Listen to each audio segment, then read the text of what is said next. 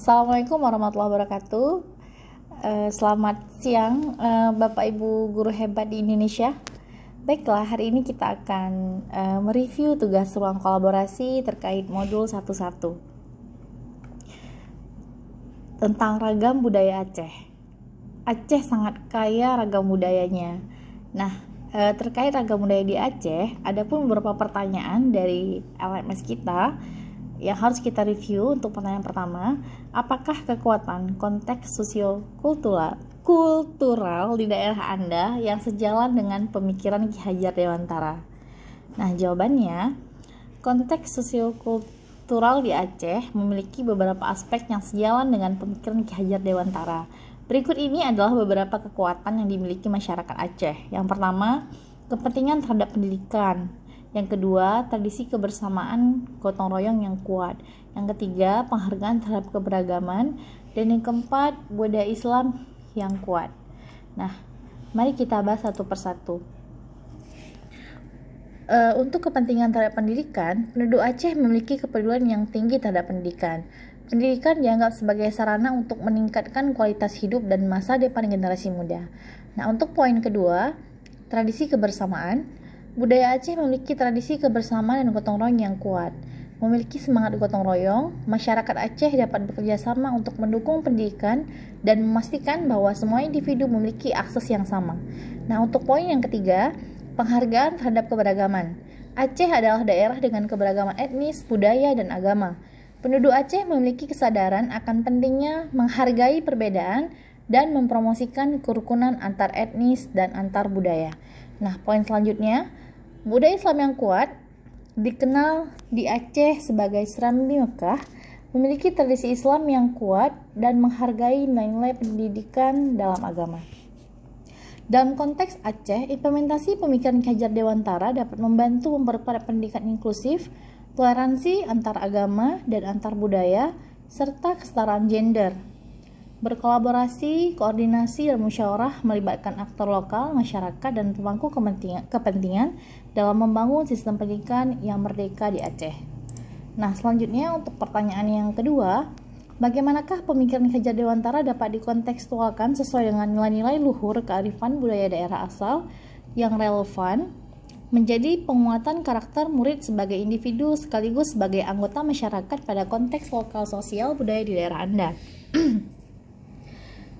Baiklah, kita akan menjawab pertanyaan nomor 2. Adapun beberapa pemikiran Ki Hajar Dewantara yang ada di daerah Aceh. Yang pertama, memperkuat nilai agama dan adat istiadat Aceh. Yang kedua, mengajarkan prinsip kehidupan berkelanjutan. Yang ketiga, mendorong kreativitas dan kearifan lokal. Dan yang keempat, memperkaya pembelajaran dengan cerita rakyat legenda. Nah, baiklah, kita akan jelaskan satu persatu poinnya. Untuk poin yang pertama, memperkuat nilai agama dan adat istiadat. Nah, implementasi dalam pembelajaran yaitu memulai pembelajaran dengan membaca Al-Quran dan doa, menyanyikan lagu wajib nasional dan lagu daerah, adanya sholat zuhur berjamaah, adanya program diniyah dan tahfiz Quran. Hal ini membantu murid memahami dan menghormati nilai-nilai luhur lokal, memperkuat karakter religius, dan mengembangkan rasa bangga terhadap identitas budaya mereka. Nah, poin yang kedua, mengajarkan prinsip-prinsip kehidupan berkelanjutan. Implementasinya dalam pembelajaran. Di Aceh merupakan daerah dengan kekayaan alam yang melimpah seperti hutan, sungai, dan laut. Prinsip-prinsip ini sangat relevan. Implementasi prinsip-prinsip kehidupan berkelanjutan dalam pembelajaran yaitu pelaksanaan P5 di sekolah dengan memanfaatkan limbah atau barang bekas menjadi barang yang bernilai dan pemanfaatan lahan kosong. Oke, poin selanjutnya mendorong kreativitas dan kearifan lokal. Nah, implementasi poin ini dalam pembelajaran yaitu adanya kegiatan ekstrakurikuler, expo atau pameran. Kegiatan ini dapat memperkuat rasa identitas dan kebanggaan, tetapi juga dapat mengasah kreativitas dan membangun karakter yang kuat. Nah, poin selanjutnya memperkaya pembelajaran dengan cerita rakyat atau legenda. Nah, Aceh memiliki banyak ragam cerita rakyat atau legenda yang diwariskan dari generasi ke generasi. Implementasi dalam pembelajaran, cerita rakyat yang dikenal di Aceh seperti legenda Ahmad Ramayang, Tuan Tapa, dan Putri Pukes.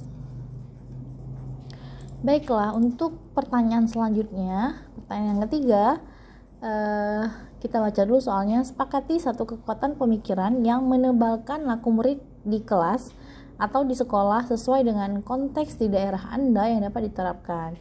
Nah, mari kita jawab satu persatu untuk poin yang ketiga. Di sini saya memilih salah satu power atau kekuatan pemikiran yang dapat menebalkan laku murid di kelas atau di sekolah sesuai dengan konteks lokal.